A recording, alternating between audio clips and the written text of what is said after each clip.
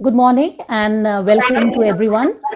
On behalf of Dr. Kalyani Roy, Manager, Cambridge School, Noida, Principal Ms. Preeti Sangwan, and staff of Cambridge School, Noida, I am pleased to welcome Founder and CEO of Strategic Education, Analytics and Management Services, in short, SEAMS, Dr. Sundar Kumar Gandikota. Dr. Sundar has had an illustrious professional career of more than 3.5 decades that encompasses a unique blend of corporate and school leadership experience at some of the best institutions of the country. He has worked in schools as faculty, as principal, and is now working with schools through SEAMS to help schools achieve excellence in their educational goals. Strategic Education Analytics and Management Services, which is SEAMS, combines 16 years corporate management experience of Dr. Sundar Kumar Gandikota with his educational experience of 22 years in reputed schools. He led a few schools for 13 years and improved them significantly through a combination of his corporate experience combined with school leadership. Dr. Gandikota has conducted more than 500 sessions of professional development programs for schools on various themes and topics. The experience of SEAMS team in engineering and management in context of industry and in schools enables them to address the challenges, problems, and aspirations of schools in a more focused manner. We welcome you, sir.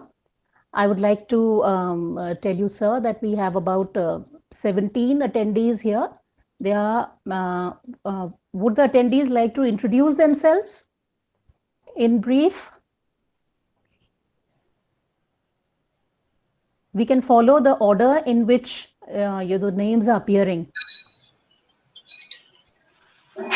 In fact, Latika ma'am, what we could do is whenever the questions or in the interaction questions are being asked, they can just give a one-line introduction. So that Okay, will, even that we can follow yeah. that. So Okay, I mean, all we right. would not like to, waste further time in asking Yes, Dr. yes, all Gandikota right. to share his. Okay, all Uh, right. So we views. welcome you, sir, and over to you now.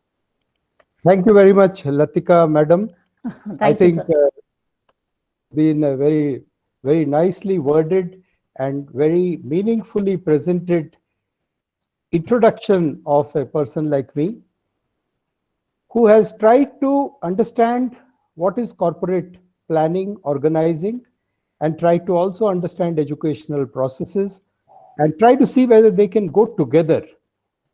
There was a time many years back where commercial and profit orientation and education were considered to be exclusive. Whereas, with the kind of experience and navigation that I have been through, it seems that these two can be put together. And when Dr. Roy, Kalyani Roy, madam, spoke to me one day, about a week back or 10 days back, she used an adjective like educative education. And I was really touched by the way she has used it. It appeared that at the end of a long career or towards the end of a long distinguished career of Kalyani madam, she feels that in the field of education, we must go deeper into exploring what we have been doing. So this is the sense I got from the usage of that word. And when I spoke to Preeti madam the other day, Preeti Sangwan madam, she is in charge of a large school like yours with such a vibrant staff body. And the way she spoke to me was absolutely simple, good, and straightforward, no arrogance of any kind. So these two factors really touched me, and I felt that I should have this interaction today with a view to convey to all of you, the 17 and odd people, including Director Madam, what is the possibility that we have. You know, many years back, I think just after the Second World War, there was a set of wagons which were there stuck up in a station called Datun in the border of Bengal and Orissa. So what happened was there were many forms which were lying in a couple of rooms flooded with those forms. So from IIM Calcutta, it seems, a team went there to study these forms. They found that during Second World War, a set of wagons got lost, which carried a lot of ammunition. And then they instituted a system. Each railway station has to send a form saying no unidentified wagon found. And this became a system in their whole railways. And that led to this filling up of the forms, which was a huge overhead for the institution of the railways. And then this is how red tapeism comes into the systems. Our schools are by no way bureaucratic and red tapeism. But what happens is that when we are very stable and comfortable and reputed, like a good school, 40-year-old school, which yours is, we somehow tend to become a little complacent because the school is running, our goodwill is sustained, if not getting enhanced. And people like Kalyani Madam and others, the other experienced teachers, even otherwise, we would like to do something better and better. So after serving these schools and industry, I thought that we should try to have a larger contribution through school education and management services, which incorporates a review and development of the leadership management processes, structure of the organization, and faculty development, curriculum development, etc., etc. All the rest of it is very well known to us. The reason why I was contemplating upon this idea is we have many people who visit us for teacher development programs, teacher training programs, and we hear them. We try to do a little bit of that in our own classrooms. But eventually we notice that whatever we have learned from these different distinguished invited people doesn't really reflect in our classroom interactions. And therefore, schools by and large improve very incrementally, little by little, because there is so much of moment of inertia that we build up. Any institution builds up that not only ours.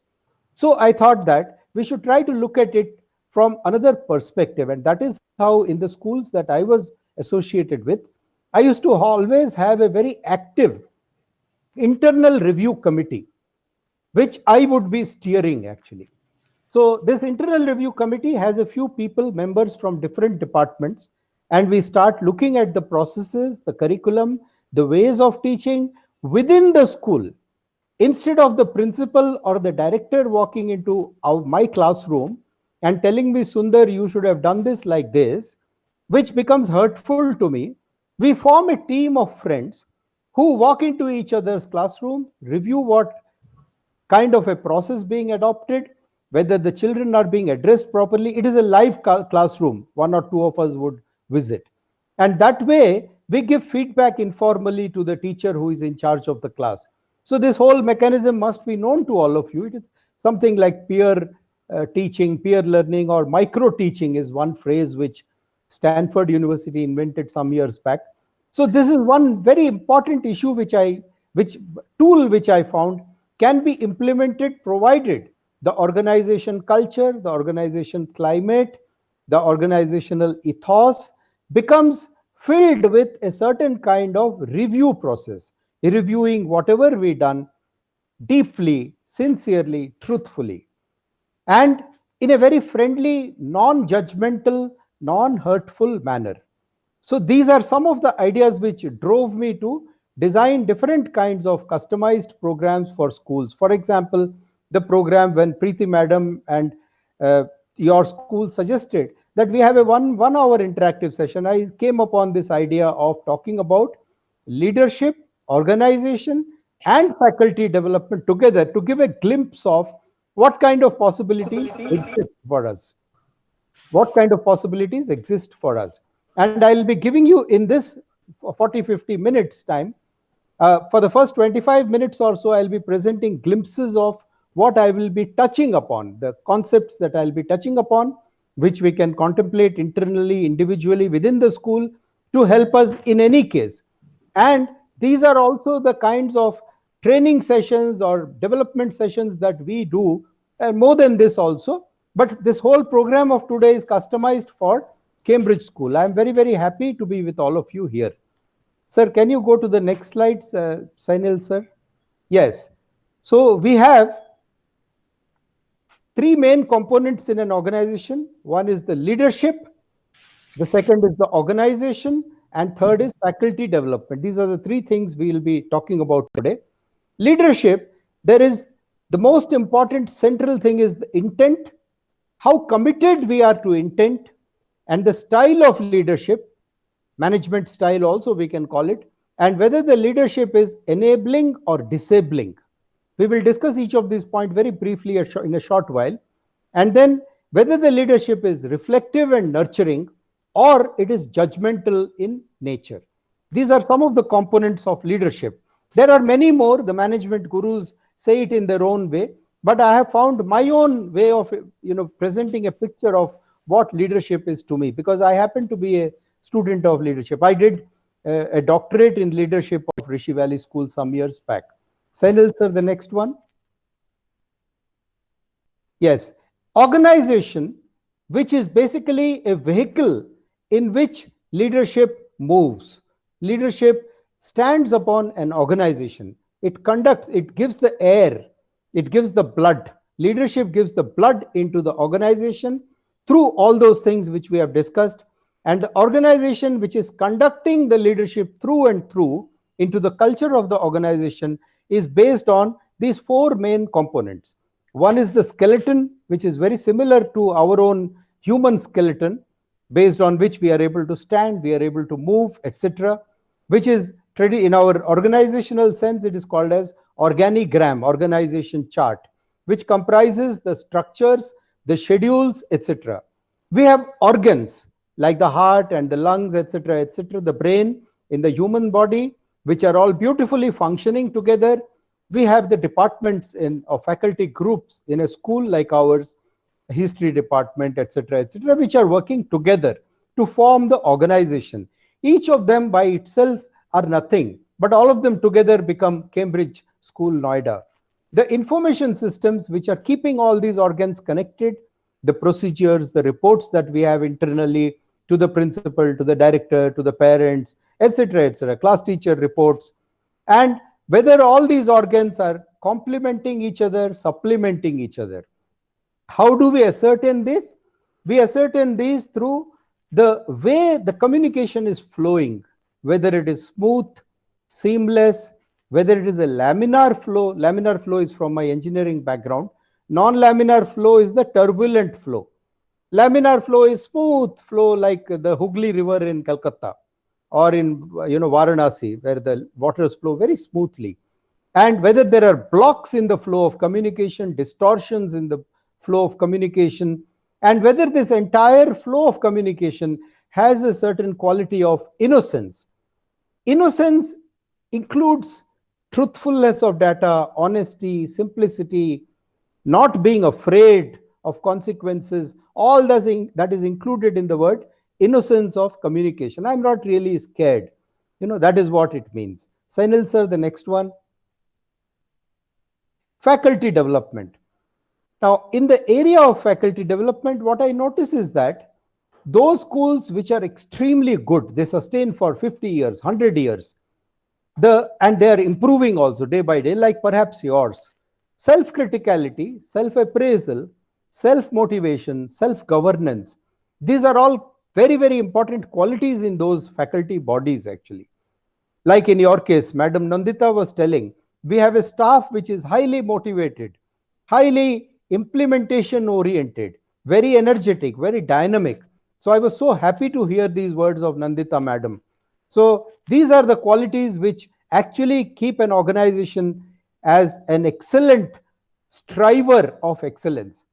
Then the knowledge level of the faculty. Knowledge level, all of us really feel that we know it.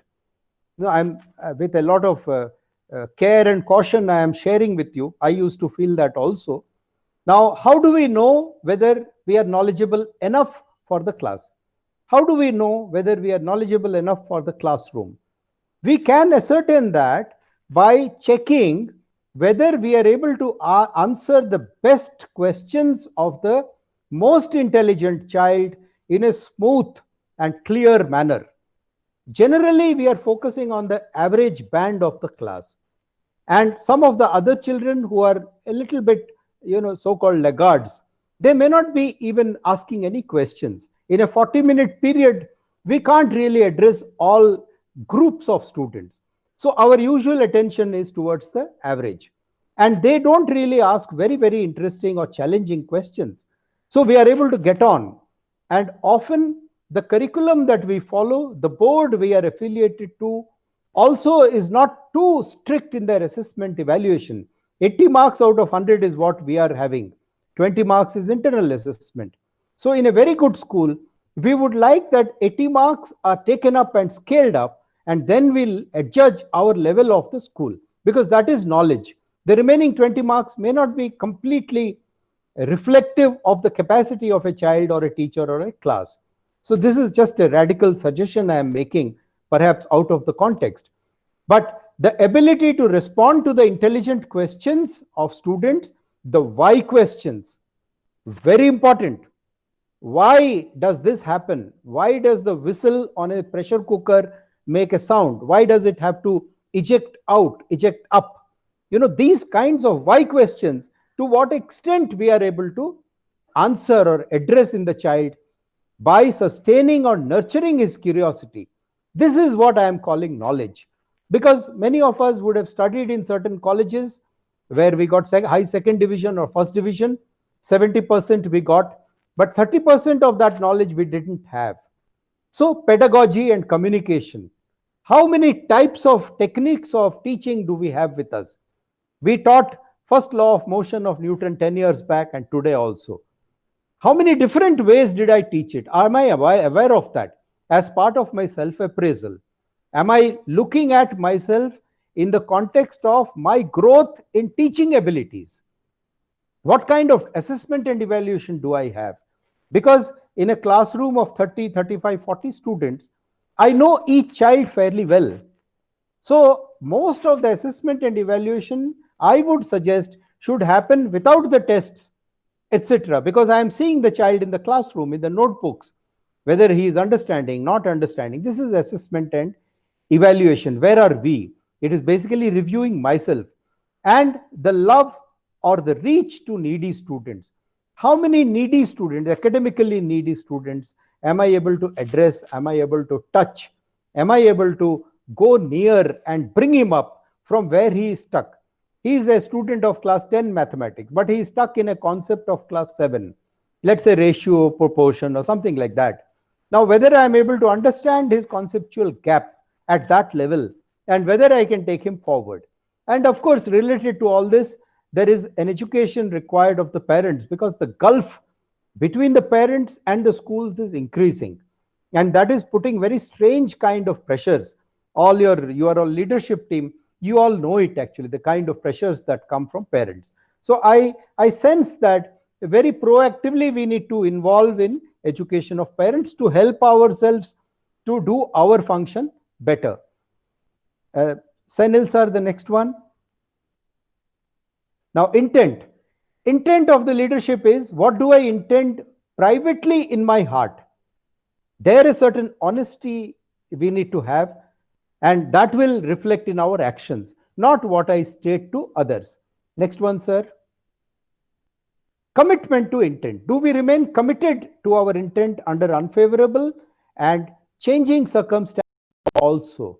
Because often when things are not going the right way, then we might forget our intent and cut corners and compromises. The good institutions like Cambridge School would not do that. They will bear with the unfavorable situation and navigate through it without compromising on the intent. Next one, sir. Style. Here it is basically whether it is an autocratic style or a completely let alone style. Laissez-faire, a French word. I don't know the pronunciation exactly. Now, over the last 100 years, all institutions are moving to a lot of participative management, shared decision making. These are all technical terms used. Now, in the autocratic style, it was possible to develop organizations which are fitting into my requirement, the leader's requirement. In the freedom-oriented style, it is the organization becomes creative, innovative, and then keeps on improving as it moves forward.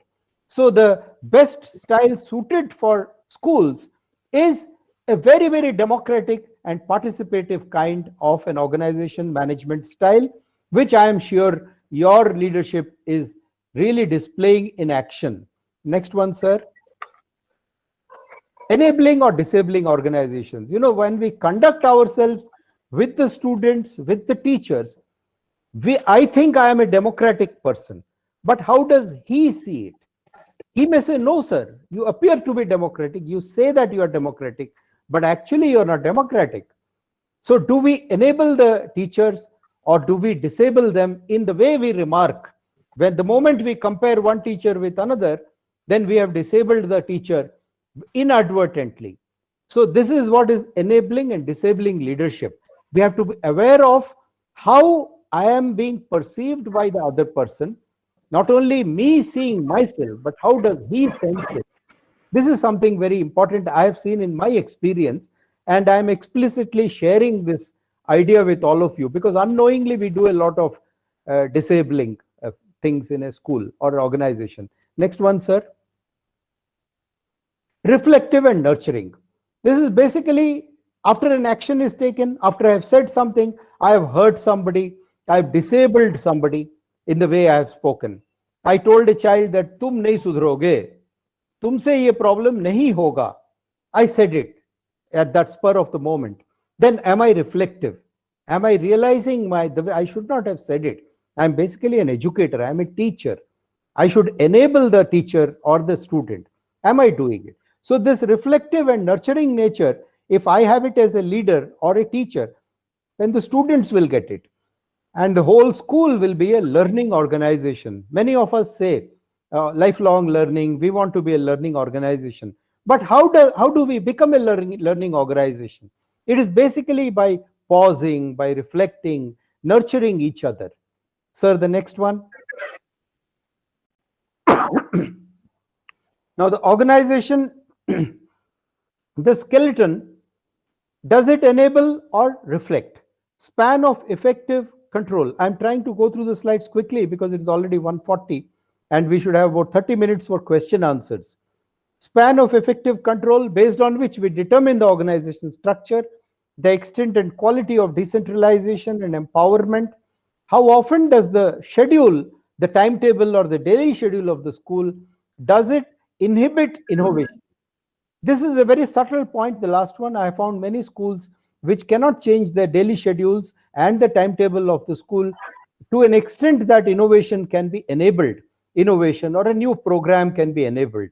So these are the aspects which we need to review and we need to go through them in our final, specialized modules for each of these items as and when it comes through. The next one, sir.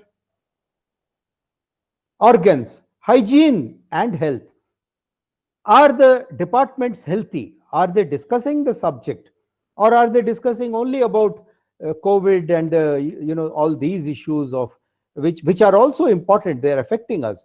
But is some time being spent on the teaching methods and the books that we have read and the teaching style that we have, the children, the difficulties of children, all these put together, I'm saying as hygiene or health. Hygiene is whether the right things are being discussed and not the destructive things which are negative in nature, complaining about students, complaining about principal, complaining about each other. If that comes into the stuff, I'm sure in your school it is not there, because till now my experience has been very positive about your school.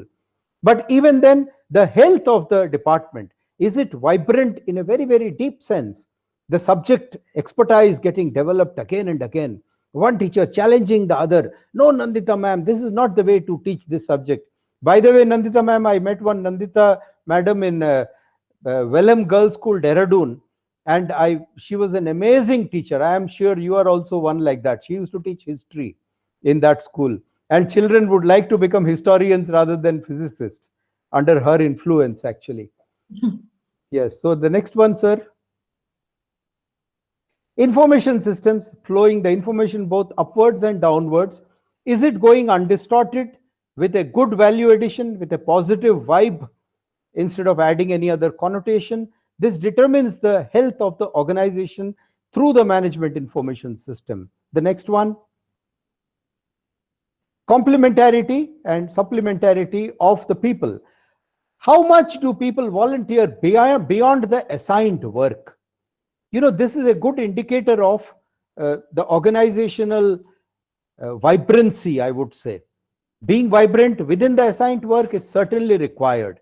But in a very good school, which is aspiring to become even much better like yours, I think a lot of voluntary projects should be going on. Perhaps they are going on, but I am just sharing without knowing much about your school. I am saying this.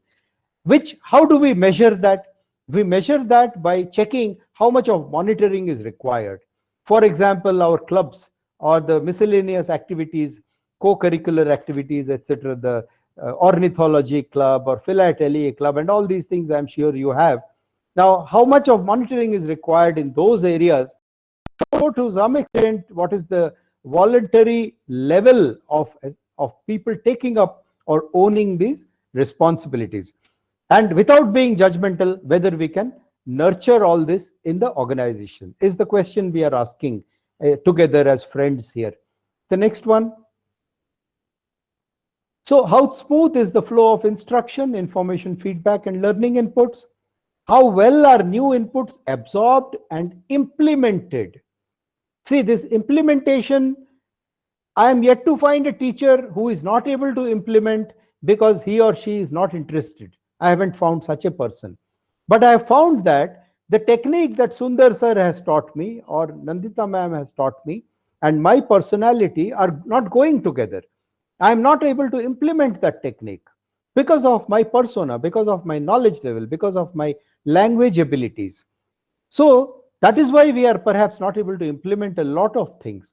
So how do we overcome that? We overcome that by recognizing why I am not able to implement, whether I was convinced of the applicability and the suitability and the utility of the technique which somebody has taught me from outside in my teacher development program, teacher training program.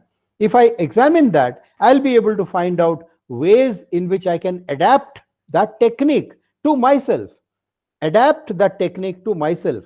So there's a lot of introspection and a lot of homework, thoughtfulness, reflectiveness that is required in me. How much of reluctance is there in people for new ideas and how much do they resist? Why do they resist? Is it that the general school culture is like that? School climate is like that? Or is it a few people who are generating or this kind of an ambience within the school? These are questions the leadership will need to ask, which is you. You are the leadership. How dependent are people on external motivators? This is a very, very important point which any school like yours needs to look at. Basically, whatever capacity I have, if I can put it into my life, into my school, into my classroom, that is the best way to live, notwithstanding what is the increment I will get or what is the promotion I will get. The reason is when I am energetic, when I am putting in my best, the whole system, the health of the individual becomes really high energy, active, dynamic, and that is what keeps me in good health. My good health is dependent very distantly with my motivational level.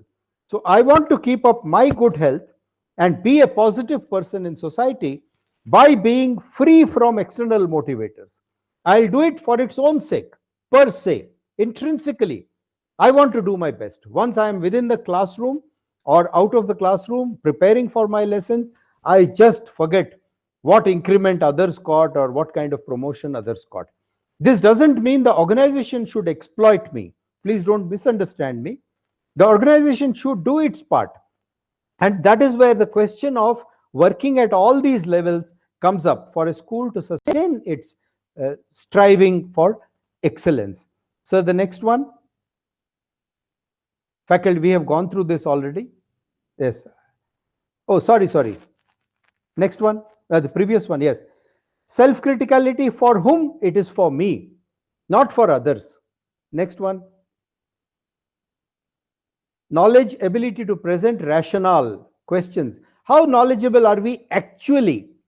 Actually, how well do we know? How clearly do we know? I'll tell you a little anecdote about Professor Richard Feynman, Nobel Physics Prize winning scientist. He established the quantum electrodynamics, QED, pioneer. And a journalist asked him, sir, how do you know this subject so clearly?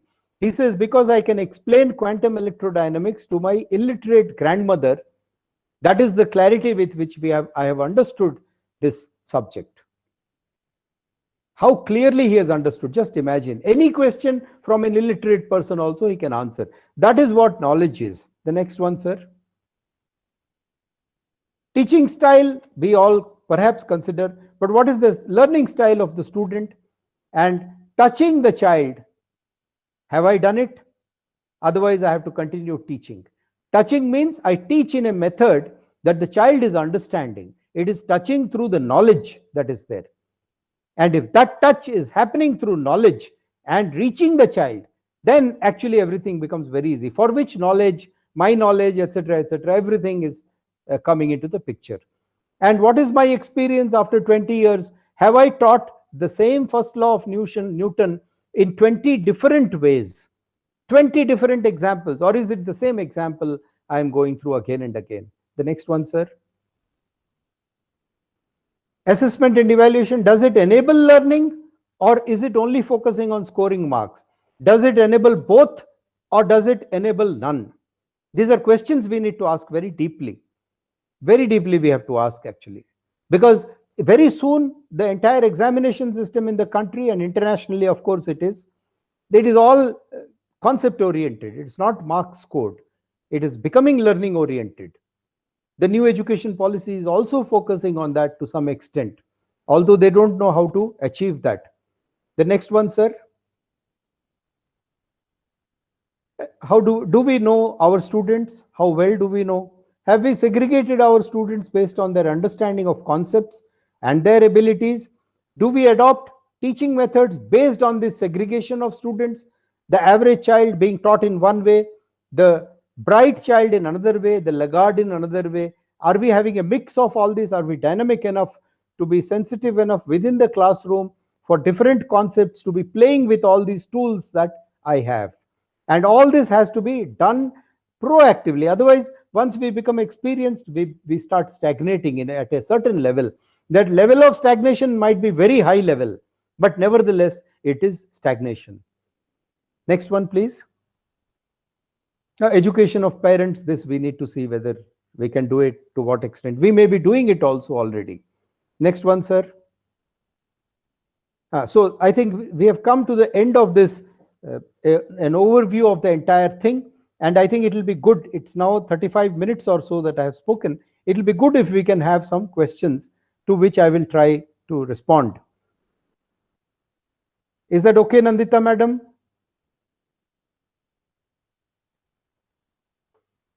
Yes, sir. Absolutely fine. Yes. So let us then begin an interaction. Kalyani madam, I am very thankful to you for this opportunity. What I was saying was that the most important thing for me today is how to change the teacher's attitude in the classroom. The teacher is doing the book, whereas the teacher has to educate the child and help him to learn.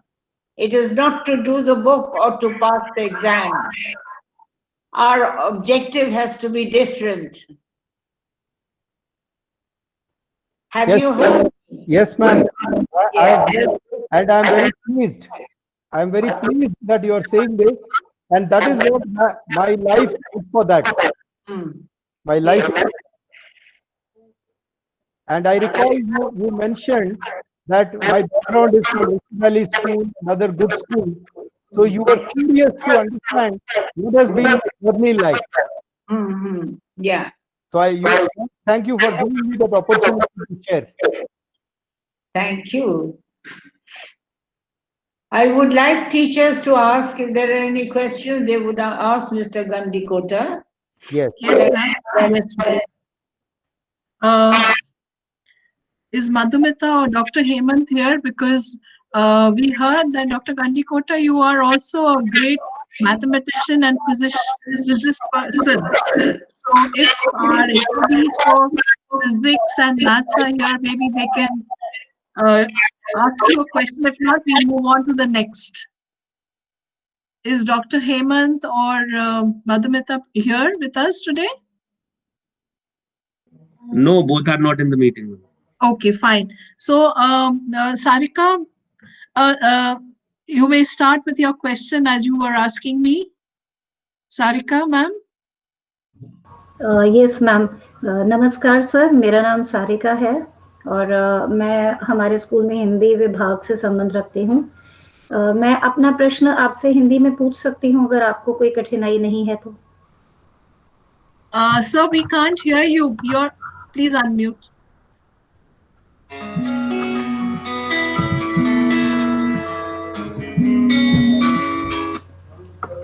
Sir, मेरा प्रश्न था कि जैसा आपने कहा कि हम अक्सर जो मीटिंग्स होती हैं और हम इसमें अनेक बार जितने हमारे हमें बहुत मदद करने के लिए हम आप लोगों से अनेक चीज़ें सीखते हैं। क्लास में जाने पर कई बार होता है कि उससे कुछ अलग हो जाता है, पर फिर भी ये हमारे लिए काफ़ी सीखने में काफ़ी बड़ा स्थान रखते हैं। और उसी को ध्यान में रखते हुए सर मैं आपसे ये पूछना चाहूँगी कि लॉकडाउन हुआ, हम सब लोग बच्चों से काफ़ी दूर हैं और जो जिस तकनीक का इस्तेमाल हम लोग कर रहे हैं उसके चलते अनेक प्रयोग भी किए गए, किंतु फिर भी इसमें और अनेक अभी हो सकता है कि ऐसे कुछ चीज़ें हों जिनको हम इस्तेमाल कर सकते हैं इसको और अधिक प्रभावशाली बनाने के लिए। तो आपकी ओर से चाहे आपके विषय में या अन्यथा हम किस तरह इसे और अधिक प्रभावशाली बना सकते हैं? जी, बहुत अच्छा क्वेश्चन है सारिका मैडम। मेरा हिंदी उतना अच्छा नहीं है लेकिन मैं ट्राई करूंगा, आप समझ लेंगी इतना मुझे मालूम है। तो ये जो पैंडेमिक और ऑनलाइन क्लासेस जो हुए हैं, ये आप लोगों ने जो फेस किया, मैं उतना ज्यादा इस चीज को फेस नहीं किया हूं, लेकिन तो हमारा जो उत्तर होगा या क्लैरिफिकेशन होगा वो limited to my little experience, ठीक है? तो उसको आप एक्स्ट्रापोलेट करना होगा, आपको कैसे करेंगे। तो मैं ये कहना चाहता हूं कि देखिए, जो हम पढ़ाते हैं ये लेक्चर जो है वर्बल एक मीडिया है, उसके साथ साथ हम जब बोर्ड पे लिखते हैं तो वो लिखित है, विजुअल मीडिया। कभी कभी ऑडियो विजुअल रूम में जाएंगे तो म्यूजिक प्ले करते हैं तो उसमें म्यूजिक भी आ गया, एनिमेशन अगर वीडियो दिखाते हैं एनिमेशन आ गया। तो मल्टीमीडिया प्रेजेंटेशंस जो है इतना तक एक पर्सन टू पर्सन बेसिस में हम कर पाते हैं, लेकिन उसके बावजूद कभी कभी हम बच्चों को मोटिवेट नहीं कर पाते हैं अगर हमारा कंटेंट ठीक नहीं है। तो ये प्रॉब्लम्स जो है, बहुत सारे इश्यूज हैं, चैलेंजेस हैं। अभी जो पैंडेमिक का सिचुएशन है, इसमें क्या हुआ कि ऑनलाइन मेथड में हमारे पास जो माध्यम है, जो मीडिया है फॉर कम्युनिकेटिंग, वो बहुत सीमित हो गया है। तो उसमें हमको, हमारे ख्याल से इसको, इस अपॉर्चुनिटी को हमको वाइडन करना पड़ेगा। फॉर एग्जाम्पल, ये बच्चे जब बैठे हैं, जैसे हिंदी पढ़ाती हैं आप, उनको रिक्वेस्ट कीजिए कि बच्चे, आपके पास कोई अंकल आंटी, बड़ी बहन, बड़ा अंकल, पिताजी माताजी, कोई ऐसे हो जो हिंदी जानते हो, तो उनको भी आप इनवाइट करके बैठाइए। तो सेल्फ लर्निंग मोड में अगर ले जा पाएंगे बच्चों को तो वो ज्यादा अच्छा होगा, हमारा ऐसे अनुमान है। I am not completely sure, but we should try the self learning modes in this online mechanism and I think that will work. For example, Hindi जैसे आप कुछ ग्रामर पढ़ना चाहती हैं, तो वही ग्रामर एक अच्छा सा कोई हिंदी टेक्स्ट, सिंपल सा टेक्स्ट हो, जिसमें वीडियोस अवेलेबल हैं आजकल गूगल में, तो वो थोड़ा सा वीडियो दिखाएंगे, एक हिंदी पोएम सुनाएंगे जो अच्छा सा ग्रामर हो या लिटरेचर हो या डिस्क्रिप्शन हो, जो भी आपका बेसिक टारगेट है कम्युनिकेट करने का।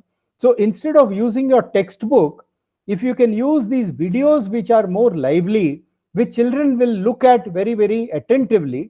अभी कल्याणी मैम ने बोला है, I want all of you to move away from text books to learning orientation. तो हमको जब ये लाइसेंस मिल चुका है कि टेक्स्ट बुक पे कंप्लीट केंद्रित नहीं होना है, नहीं होना पड़ेगा, कोई जरूरी नहीं है, करिकुलम कवर करना है, सिलेबस कवर करना है। तो हमारे ख्याल से आप अगर 40 मिनट आपके जैसे एक्सपीरियंस्ड और एक, क्योंकि आपने सीरियसली क्वेश्चन पूछा, इसका मतलब आपका उत्साह अच्छा है और आपका उद्देश्य अच्छा है।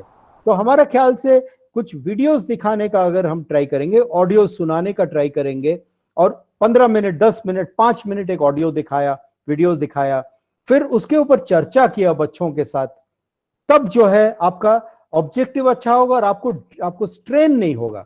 अभी ऑनलाइन मैकेनिज्म में कई टीचर्स हमको बताते हैं कि बहुत टायर्ड हो जाते हैं, हम क्लासरूम में इतना टायर्ड होते नहीं थे, और बच्चे वहां बैठे हैं कि नहीं पता नहीं, ऑन करके वीडियो चले गए कहीं, ये सब तरह तरह के चीजें हैं। तो ये हमारा एक कॉन्क्रीट सुझाव है, और जो कि हमने थोड़ा सा प्रयोग किया, ज्यादा नहीं। तो I think this will work Sarika ma'am, I think this will work. You have to identify some appropriate video material, audio material, या कार्टून मटेरियल जैसे चंदा मामा हुआ। You know, these story books are not useless. They are quite good in grammar and Hindi composition. Explore करना पड़ेगा थोड़ा सा। जी जी, धन्यवाद जी। मैंने भी बचपन में ये काफी सारी पढ़ी हैं, चंदा मामा, नंदन, ये सब पढ़ के ही बड़े हुए हम भी। बढ़िया बढ़िया। तो और कोई दिक्कत नहीं है सारिका मैम, आप अभी हमारे कल्याणी मैडम ने क्लियरेंस दिया, बुक से थोड़ा सा हट के करिए काम, तो आप तुरंत ये शुरू कर दीजिए और 5-10 मिनट करिए बस, उसके बाद अपने तरीके से सब्जेक्ट में चले जाइए, सिलेबस में। जी, thank you so much sir. जी जी, welcome. So I think education has to be more expansive and out of the box and out of the text, so Yes. that education is not just for syllabus completion and examination, but education for life. You are So welcome. so I think that's very nice. We now move on to the next question, please. Yes ma'am. Next question.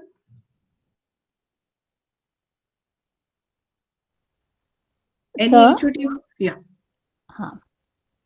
Sir, I am Latika Joshi. Yes ma'am. And I teach, I am the head of the Department of English in our school.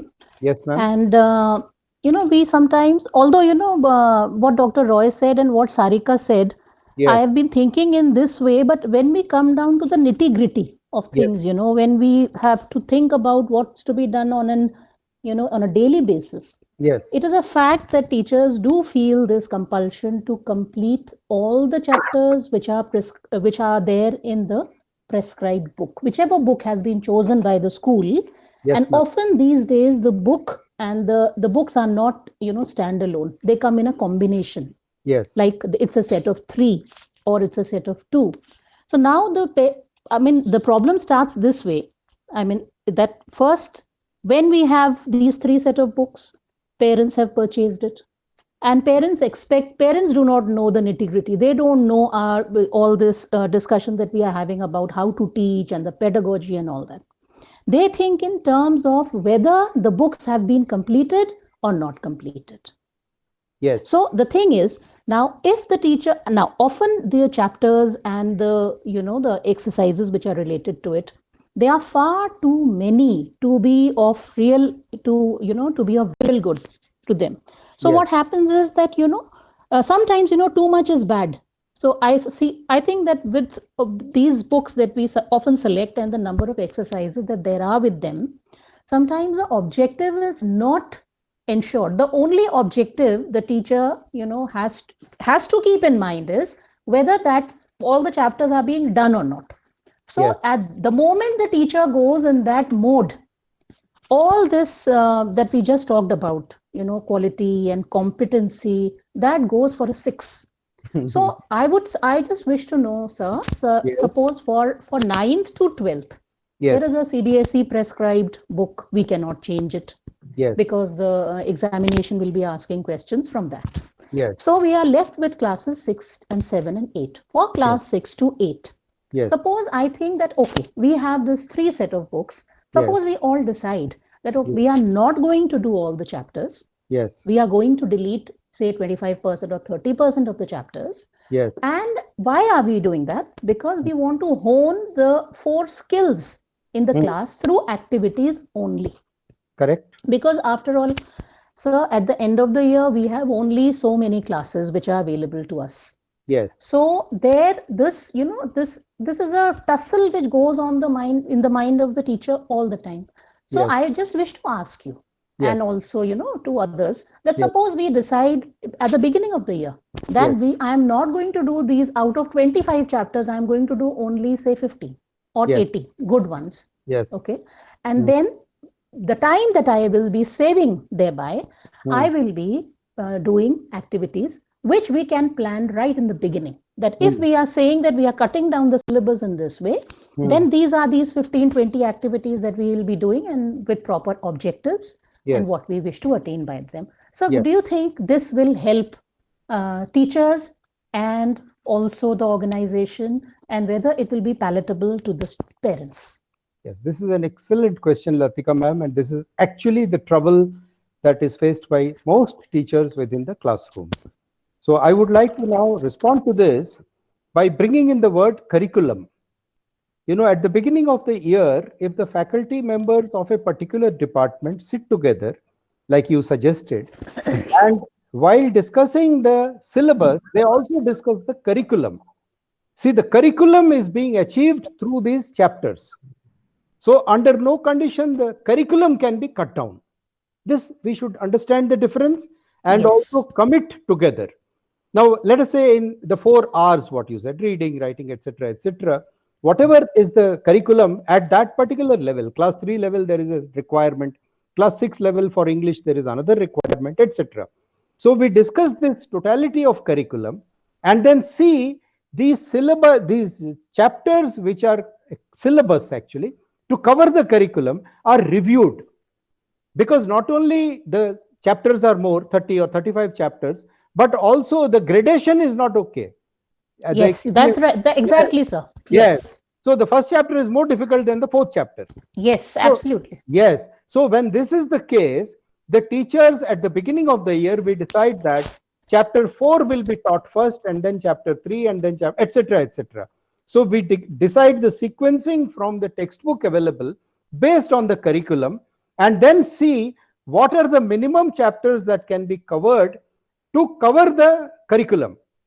Yes. This is a higher level conceptual working that we have to do. It is called as the concept mapping actually. It's applicable Yes. to all the subjects. Now, once this is done, ma'am, what we can also focus on, having assumed that this is done. Now, the second step is, we should ask a question. There is chapter number 4 I want to cover today, or this week I want to cover. Now, can I walk into the classroom without the textbook and cover that curriculum in my own way by eye contact with the students without reading from the textbook, having my own examples, and yet following the chapterization?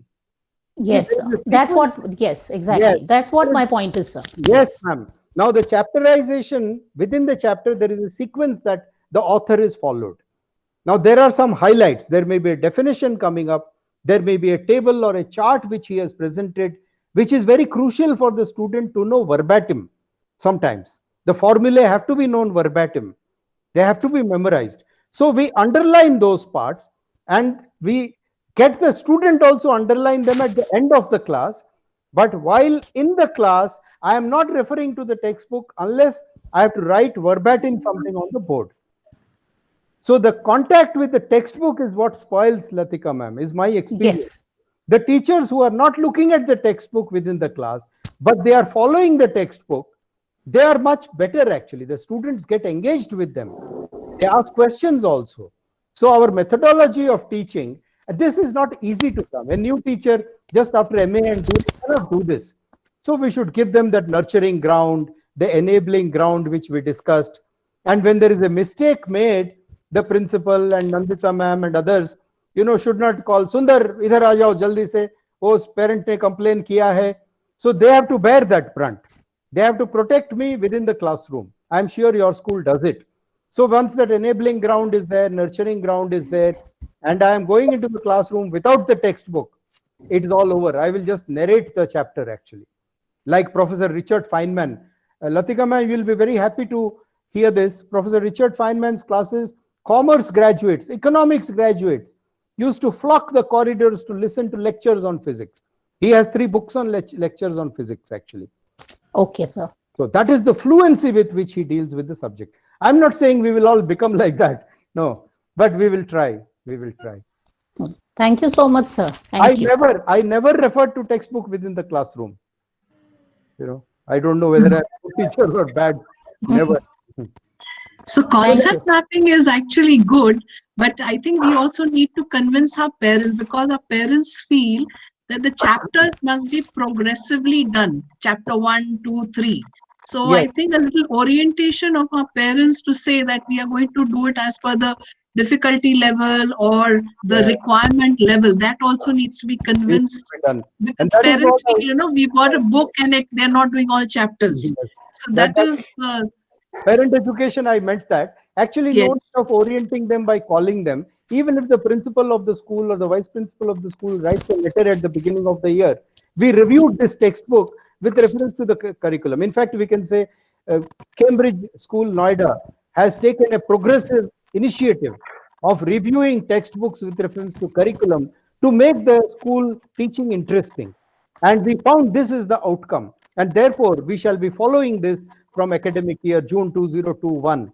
If we write a letter also, parents will understand. And we communicate in our assembly to the students, my dear children, our dear children, this is what we have done. Your teachers have done this with you.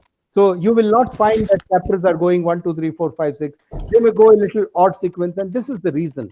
Often, this kind of things, when we communicate, children and parents understand very well, is my experience. Yes, thank you. I think Sumati has raised her hand. Yes. Sumati ma'am?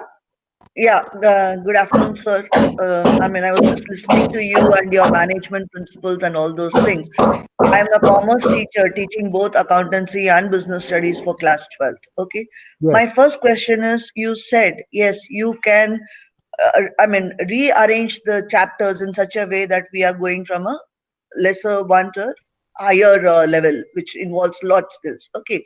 Yeah. But in accountancy, there are 3 books and most of the students go for coaching.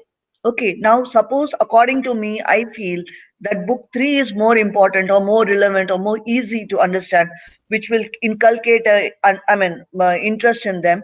I want to start with book 3, but the tuition teacher starts with book 1 because that's a general practice. Now there is a clash because the child is neither able to follow here nor is he able to follow in the tuition. An average child is not able to do both. So then we have to stick back to the same thing. Either we change or the tuition master change and we come back to the same thing. We are not able to do this in accountancy. That is my first question. Number 2, yes, you said we can show videos and all those things for management chapters to make it very interesting. But in accounts, where you have to sit and solve questions, how much of this, videos and all will actually help? I am not really able to understand. Yes, ma'am. Sumati ma'am, thank you very much for the very good question. It is a very practical question. So I would like to respond in 2 ways to this. Number 1 is,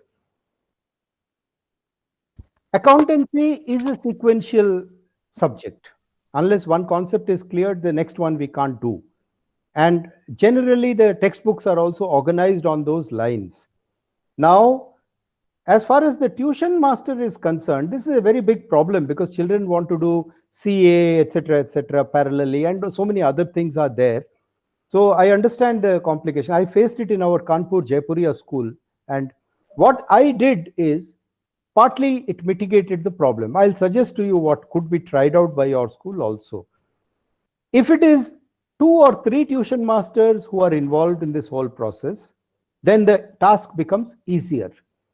If it is more number, it will become difficult. What I would suggest is that, like somebody like you would talk to the principal, take the permission, and talk to the parent after taking permission that, sir, your child is my student, and this is the type of issue that I have with the tuition master's approach and my approach.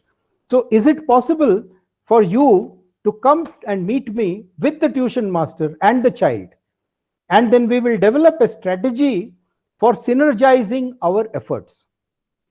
And I am sure that the parent will be very keen to help you out. And maybe the tuition master also, if he is a very sincere person interested in the student, he will agree to your request. So then all of us sit together and talk it over and see that we don't duplicate our efforts. We synergize our efforts and become more effective as a team. So we take him as a part of my team. That is the strategy which I would say will work very well. The child will not be sandwiched. The parents will be happy with the school also, with you also. They'll say, my God, what an innovative school this is. They are approaching things in out of the box methods. You know, this is one thing which I can suggest. You can please discuss with principal and others and see whether Sure, you, sir. yes. The second thing is, it will be a good idea. You see, when in class 9 and 10 also we have a chapter called shares and dividends in mathematics actually. So I used to take a couple of shares or bonds with me in that particular chapter to explain about what is a share, and they would physically see a share. Now only one class I am doing this, and the next few classes I am going into the mathematics part of it. I am going back to the chapter. So the first class on that chapter I made it very interesting, and then I got the students with me. Similarly, if somebody like you could talk to your administrative officer or the accounts officer and tell him, sir, can you bring the books of ledger, your stores ledger or accountancy ledgers, cash book, some of these documents to the classroom, and 1 or 2 periods you demonstrate these things to the children in the classroom in your presence. The concept is connected with that, and maybe the accountant or accounts officer, if he's a chartered accountant, it will be very good. Otherwise, you can invite a chartered accountant also. I did these things in my schools actually, and they work wonders. Children feel very happy. They see the practical utility of it, of how accountancy is useful. And it can be made very interesting in different ways actually. For example, the bank passbook can be shown. Most of the students, ma'am. No, yeah, that we do. That we Yes. do. That we do. So We show the back. these two text, suggestions might be very helpful to you, is my guess. Yeah. Yeah, sure, sir. We'll do that. Thank you, ma'am. Thank you very much. Thank you. So we have, I think Sushmita, you wanted to ask a question. Is your hand raised? Yes, Yes. ma'am. Good afternoon, sir. Good afternoon, ma'am. So my question is, first of all, I'd like to apprise what we are doing in science department. Usually in this online scenario, we start the topic by showing a short video so that they relate with their daily life event, daily life activity. We initially start with a short video and then start with the topic. Then after explaining the topic and all, we give some activities to the students to do on their own. Very good. Yes. To do on their own, and they show with the help of experiments. Yes. And sometimes in higher class, like I teach biology in 11th and 12th. Yes. So we have just flipped classroom. We give them some topic. They prepare their PPT either in group or individually, and they present their topic. Very so good. this is the kind of thing we are doing in science department. In our Yes. department, like showing videos, starting the topic and giving activities. They show the experiments. We also show them some experiment through OLabs. Yes. Sir, I would like some suggestions from your side, like what else we can do in this online scenario. This is my first question.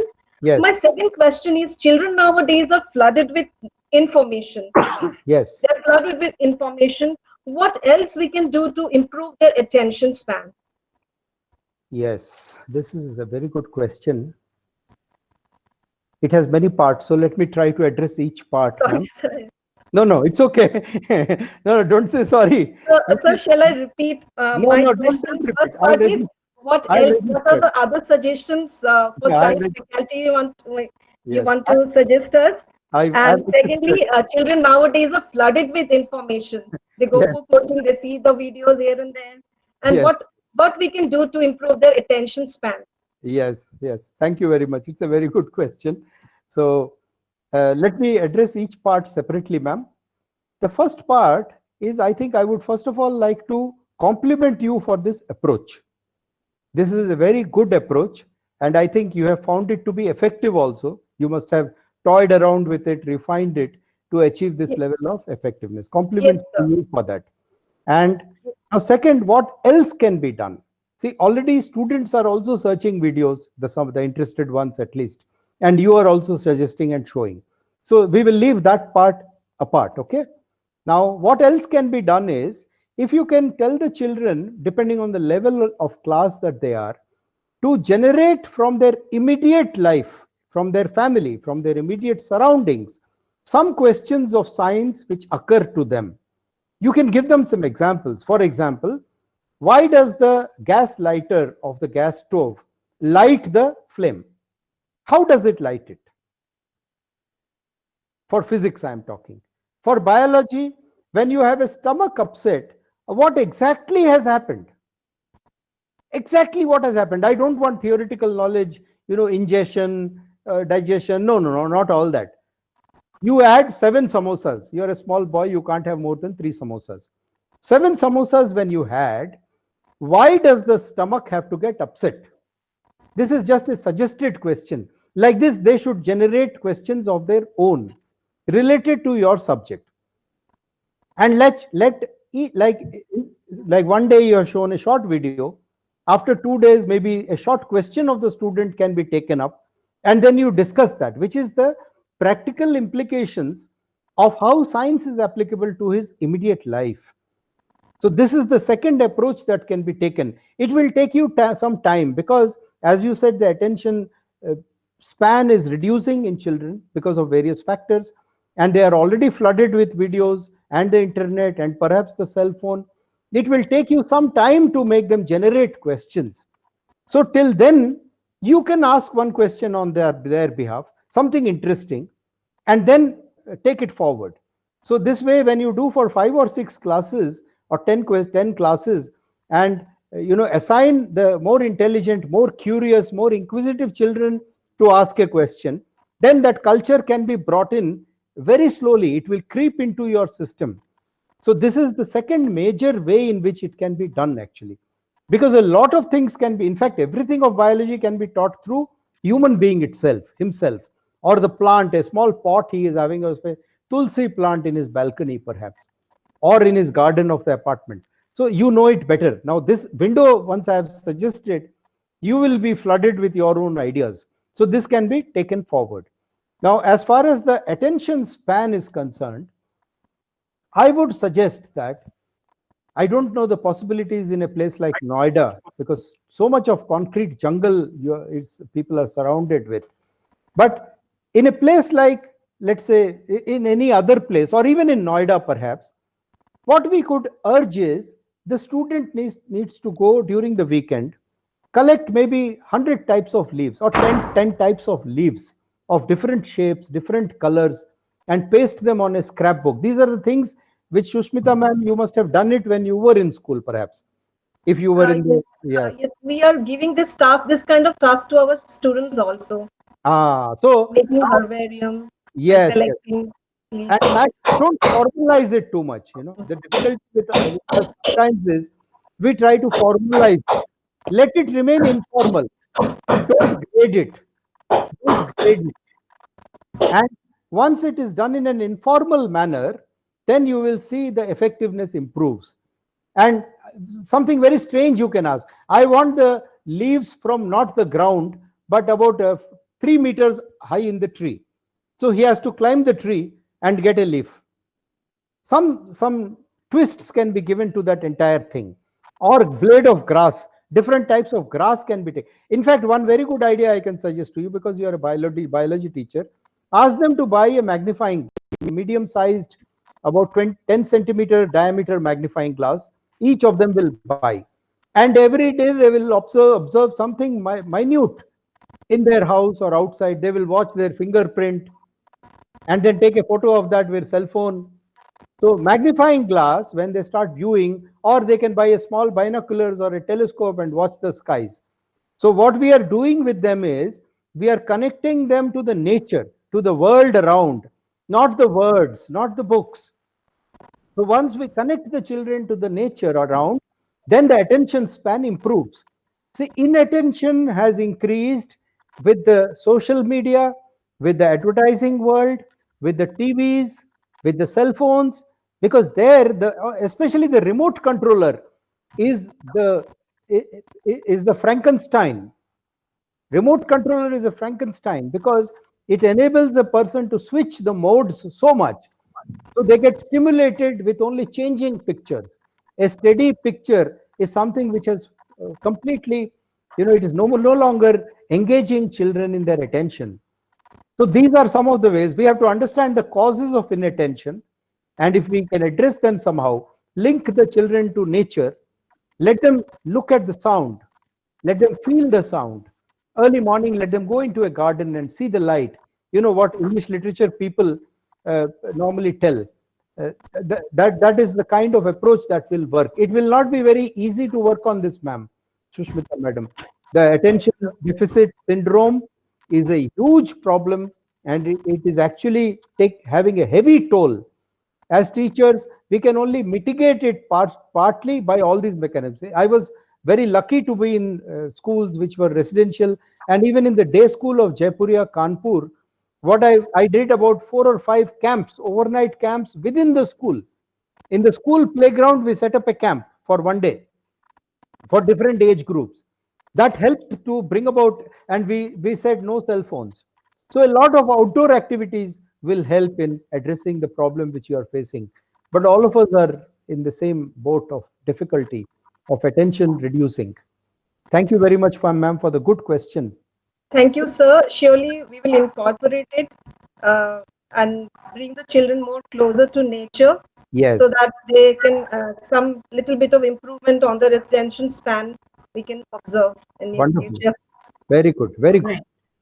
Thank you. Dr. Gandikota, I hope you have some more time because we do have a few questions, if it's okay with you.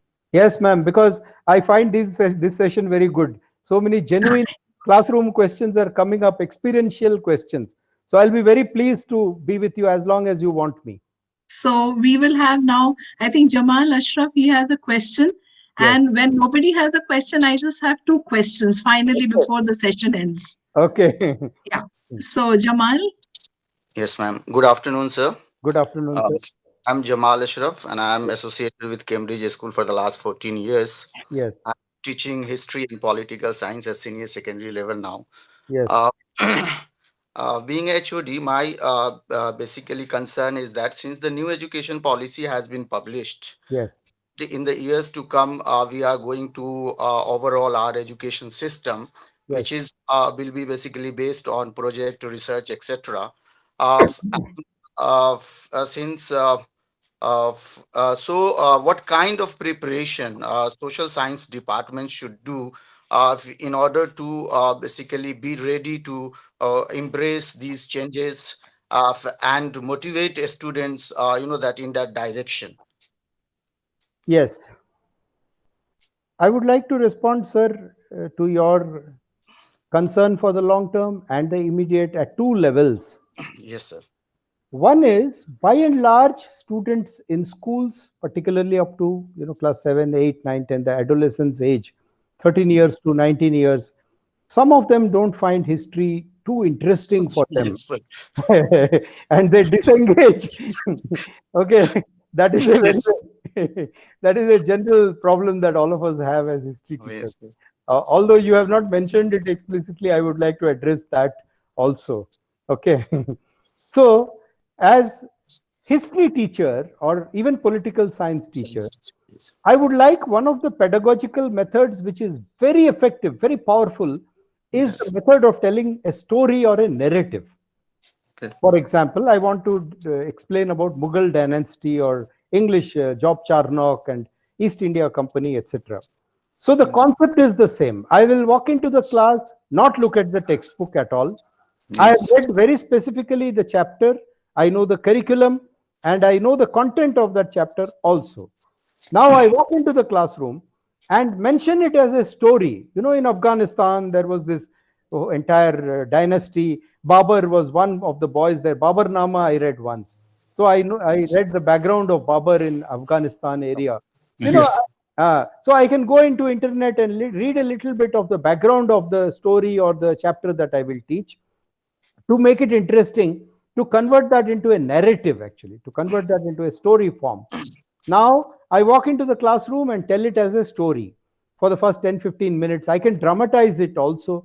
And after the first class I have taken, the next class I can tell the children to take up different characters and talk as if one is a Babur, one is Babur, another is Humayun, etc. All that you might be doing also in your own way in the class. Now, once this is done, the subject of teaching history will become interesting for the teacher as well as for the students. So this is something which you can try, sir. It worked in the schools where I was. Although I was not a history teacher, I used to like history. So I would take up 1 or 2 classes for the history faculty substitution class or something like that. And then, encourage teachers to adopt this method. This is one part. The second part is, in terms of the new education policy 2020, I would say that you as a head of the Department of History and Political Science need to be clarified and get yourself cleared on one basic question which you will encounter. And the question is this: this government at the center looks at the history books existing as distortions of Indian history. At a very fundamental level, this is a big issue, challenge for us. Okay, so you need to go through all the controversies that are happening on the internet or in the newspapers, whether it is Shashi Tharoor or Ramachandra Guha or Romila Thapar. You should read some of these books. Yes, sir, I've been reading. Yes, then what will happen is, and you have to form your view, because what I find is a part of the argument which this new dispensation, 6-year-old dispensation, is presenting is not completely unfounded or invalid. I wouldn't like to dismiss that. So what is required is that we don't get into conflict with this basic philosophy of the NEP. NEP 2020 says Indian civilization is 5,000 years old. May not be explicitly. The underlying basis is that actually. And we need to revive the historical, the presentations, the narratives of our historians.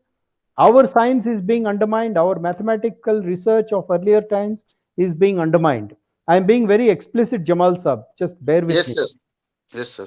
I would like to be. I have also my own views on that. Yes. So because I've been reading all those things. Yes. So sir. You need to have your views and have your counter views and examine these questions for yourself. You have to form a view on all this actually. Once you form a view, what you will do is that you will try to present facts to the students. As history, we are actually bounden to present facts to the students to the best we can, not the narrative of A or B or C. As an educator, we have the sacred duty of presenting facts. So to this extent, you have to be guarded and present in an interesting manner, and don't hesitate to present the controversies also to students. You can tell the students that this author A has said like this, and author B is saying like this, and this is my view. I have done research in this subject. This is my view. Now you ascertain what you want from your side. You are telling the student. Then you are actually educating him like Kalyani Roy madam has said, educative education. That phrase has stuck to me.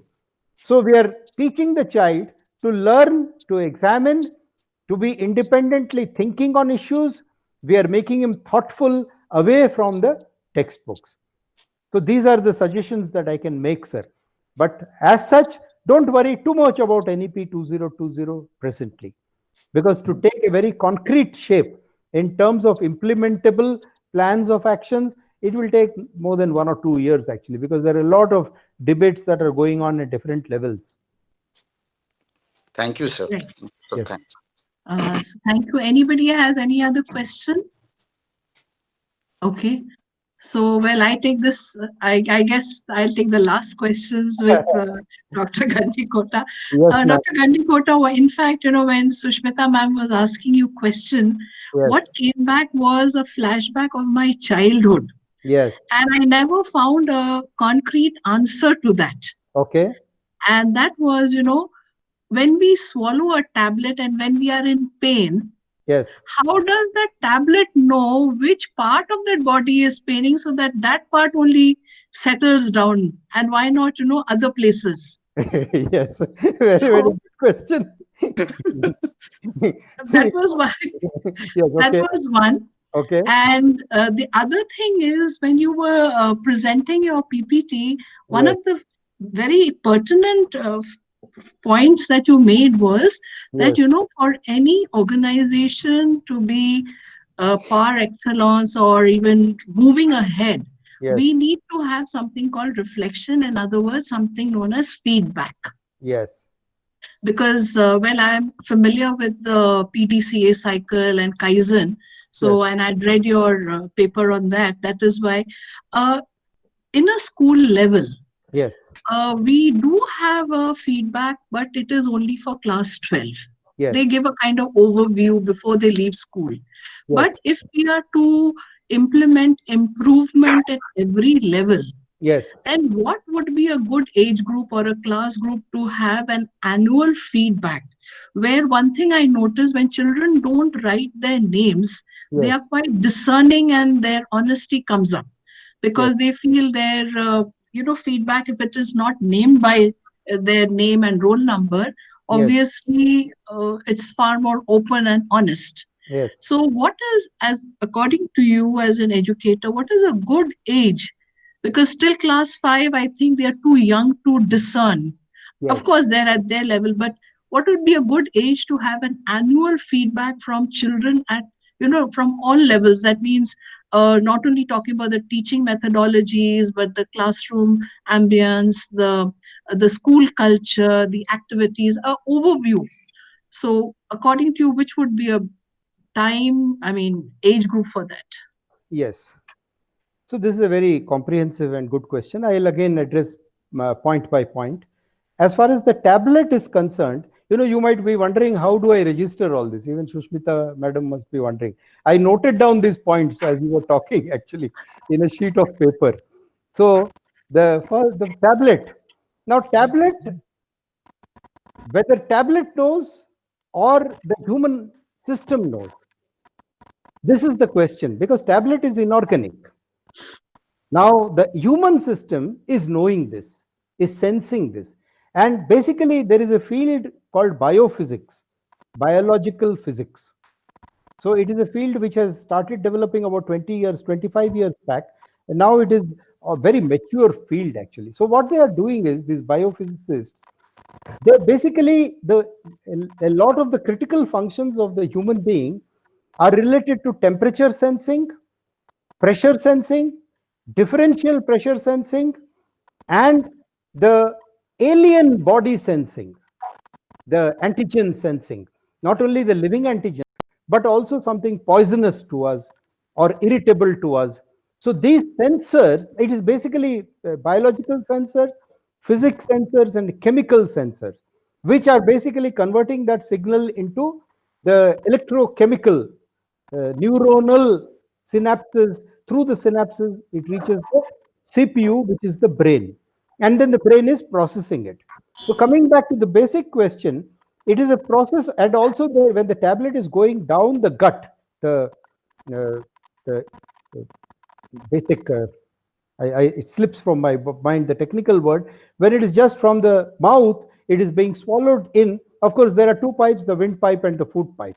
If there is a complication there, then there is a certain kind of sneezing and hiccup, etc. But once it has gone in through that, if it is getting stuck there, then it is basically the differential pressure. It is supposed to go at a pace. There is a peristaltic movement, the muscular movement. It is not by gravity that the tablet is going into the stomach. It is going by peristalsis, bit by bit. So once the peristaltic process has been triggered and the material is not processed going forward like a conveyor belt, actually. So similar is the case here, the conveyor belt or escalator. Now when it is tablet is stuck somewhere, immediately there is a differential pressure that is not moving ahead, moving downwards, and that is sensed, and that causes the pain. Why pain is caused is that, please don't do it again. Please immediately do something for salvaging me. This is the response of the body, actually, at the cellular level, at the tissue level. Now that will be interpreted by the brain, and perhaps the brain will create a sneeze or a cough, or it will say, drink some water so that you can gulp it down. These are all the mechanisms which are responses. Tablet. Have I been able to address the question partly, madam? Okay. Now I go to the next question, the par excellence and Kaizen and reflection and annual feedback by the children. So this whole thing, I'm treating it together. I personally feel, as a human being and as an educator, that feedback, children giving feedback, there isn't any particular age at which they can give a feedback. They can give a feedback right from infancy. As a toddler also, he is giving feedback. But his mode of giving feedback is different. When a child is crying on the cradle, he is crying, giving a feedback that I am soaked, I am wet, I am feeling hungry. Now I will sense that feedback and act on that. Now, when the child is growing up, he is in the classroom in LKG or UKG. When Nandita ma'am walked in, he was beaming with a smile. When Sundar sir walked in, he has become very grim, the child. So that is feedback that I like you, Nandita madam. You come into my class. Sundar sir, go away from the door. So there is feedback for me. Now at the level of class 7, when I explained something, the first law of Newton, and he looked at me with a delight, very happily he looked at me. It gave me feedback. And when he did not look at me happily, I got feedback also. So there is feedback always. So at a younger age, I would suggest that we could have, I did not do this myself. I am therefore suggesting it rather tentatively to you. If you would like to consider and do it, you have to decide. I don't have proven experience in this idea right now. All the ideas that I have discussed prior to this were all proven in my own context. So the idea is, till the child is able to verbally express something in a format, in a formal manner, it should be an informal feedback which the teacher is drawing from the children in informal instruments. Maybe the teacher has prepared a few points, like somebody like you can help a teacher of primary school prepare a few questions. Attention span, how often he smiles, how often he asks a question, how much participation is there, how does he look, whether his look is very good, attentive. A few points can be made, and a teacher can give this kind of qualitative report once in a quarter, once in a half year, once in a year, whatever periodicity you want. It has to be informal up to class 5 for sure. And perhaps in class 5 and 6, apart from the informal, there can be a simple questionnaire which is read out. Only the answer sheet is with the child. Now this I have tried and it works fairly well. Not annual basis, but once in a while I did it. Maybe this year I did it. For that batch, when it went to class 7, I did it. When they went to class 9, I did it like that. It is a longitudinal approach that was adopted. Not every year. I wouldn't suggest annual, ma'am. Let this be once in a while and not the whole school together. Like class 6 has been done this week. And after the class 7 was thinking that they will have it next week. But class 7 is done only next month maybe. So let it not be an anticipated, declared, planned questionnaire or anything like that. So the questions are read by the teacher and he has a multiple choice. How often do you go to the washroom during a class, for example? Very often, only sometimes, rarely. So the options have to be very clear so that the class 5 or 6 child can respond to them properly. And now the teacher has explained the question. One by one, they are ticking. And that becomes a qualitative feedback to me as a teacher up to class 7. Class 8 onwards, I think even class 7, sometimes the chemistry of the class is good enough for doing this. It can be a formal instrument for their self. There are 2 levels in which it can be done, and I tried both. One is, as a teacher, I used to give my appraisal form to my students.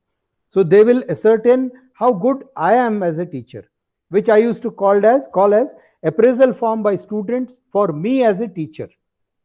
And there were about 35 parameters I identified, and the child will tick, tick, tick, tick, etc. Multiple choice, it is only ticking. And I take them and I try to analyze that for myself. And I would not discuss this with principal actually. This has to be very carefully done because the teachers will feel very diffident otherwise. So at that time I was a teacher and I told the principal, sir, I am doing this, but I will not tell you the outcome of it. I will not show you my format also, unless you want to see it for academic purpose. And I did it, I analyzed, I corrected myself. But when I became a principal for many years, I never used to impose this on teachers. I would share it in the teacher development programs and request them, whoever wants to get feedback from students directly may use it.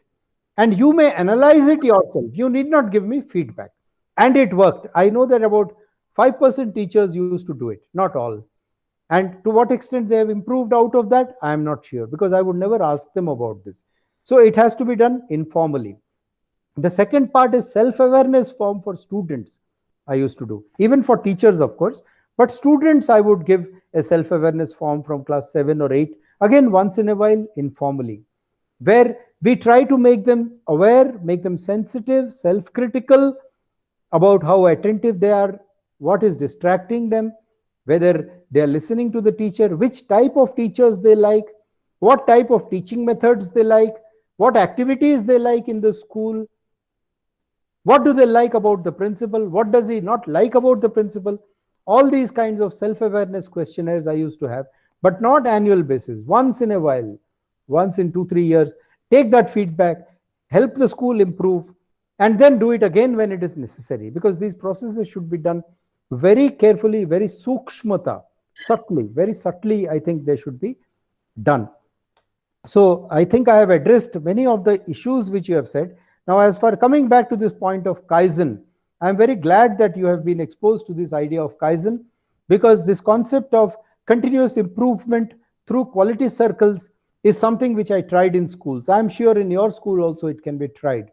In very small groups with the interested people, you can begin, and that changes the climate of the school.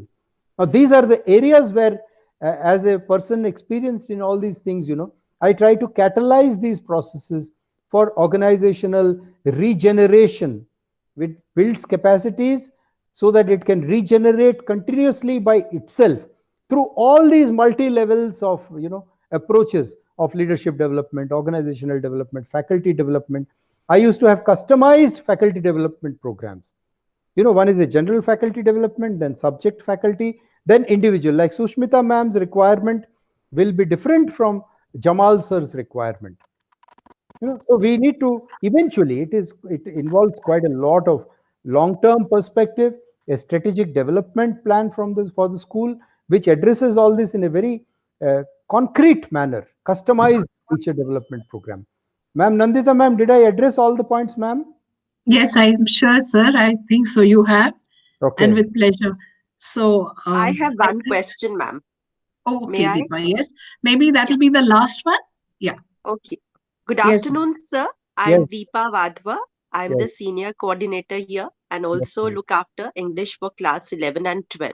Okay. Now, I'll bring you back to online teaching. Of course, we have tried to make it very interesting, etc., etc. Yes. But there are learning gaps Yes. and there are psychological gaps also. So, Yes. how are we going to address them once the school reopens? And what climatic change do you see in schools post COVID when actual classes begin? Yes. It's a very good question, ma'am. Deepa ma'am, thank you very much. Thank you, sir. See, the first thing is, I'm very pleased to note that you're trying so many mechanisms in the online mode also for teaching the senior boys, class 11 and 12 boys, English language.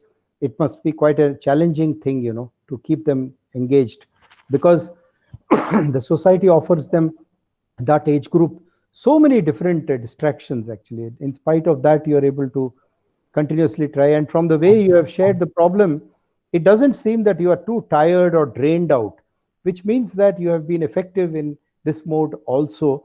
You have learned, and etc., etc. So thanks to you, ma'am, for this effort. Thank you, sir. And also It's been a great learning experience, actually. Yes. Actually.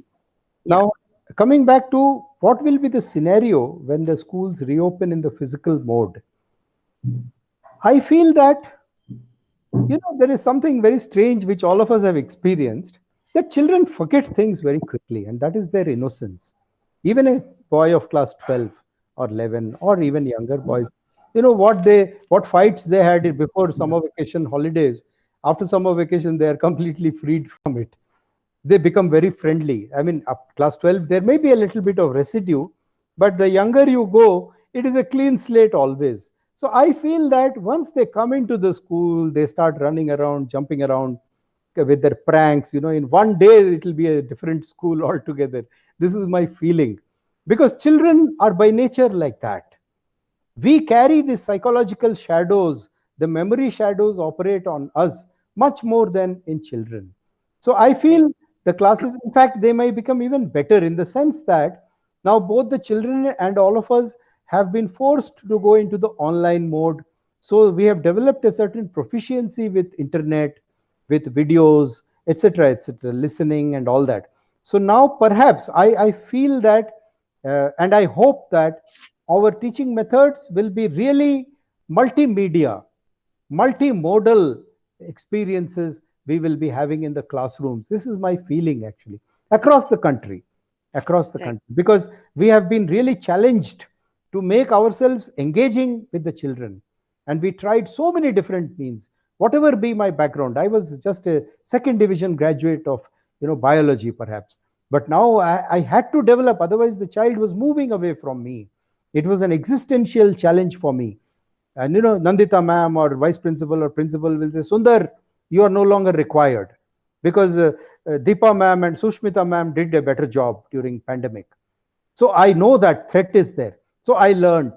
So all of us are much more proficient now. And therefore, I think the classes will be much better is my hope actually. And also, I think I'm fairly sure that this is how it will be. It will be much better. It will be easier for us. And therefore, yes, this is my feeling, ma'am. Thank you, sir. Thank you so much. Yeah. Right. So on this note of hope, today we will wind up our session in the afternoon. It is my honor to thank Dr. Roy, our manager and secretary for Society for Education, to be with us throughout. I mean, it's amazing the kind of energy, ma'am, that you have shown in being with us throughout the session today. And a big, big, big thank you to Dr. Gandikota for being with us, enlightening us with his experiences, his sharings, and of course his expertise. I'm sure in the near future, we will be requesting you to again have more interactions with us so that we also grow under your guidance to become not only good teachers, but great teachers of the future, where we can move away completely from the book to life itself. So thank you very much. And I think a big thank you to all the HODs also for being with us today. And thank you one and all, and have a nice day and a very, very happy new year, with today being the last day. Hopefully next year is going to be a better, brighter, healthier, and a more peaceful year for all of us. Thank you so much. Everyone, please have a nice day. Thank you. Nandita ma'am, if I can take a couple of minutes more. Sure, sir. Yes. So I was also observing, Dr. Kalyani Roy madam, she sat through the entire session, and when she found something interesting, she was coming closer to the TV to listen better and to see the picture very better. So I was amazed by her engagement actually. And that is the case with everybody, all participants here. Mamta ma'am, can you Mamta ma'am? Yes. I would say Mr. Gandikota is very observant. Yes. So, Nandita ma'am, as teachers, we fight with the timetable coordinator that the last period before lunch and the first period after lunch don't give me. So, and I'm very happy that I took the last period before lunch and the first period after lunch. And yet all of you have been so engaging with me that I don't feel like having lunch itself. So we will meet shortly again soon, sir. It's a very amazing experience for me. I too wish all of you the very best from today onwards and throughout the year. Thank you, Kalyani ma'am, Nandita ma'am, everybody for this wonderful experience.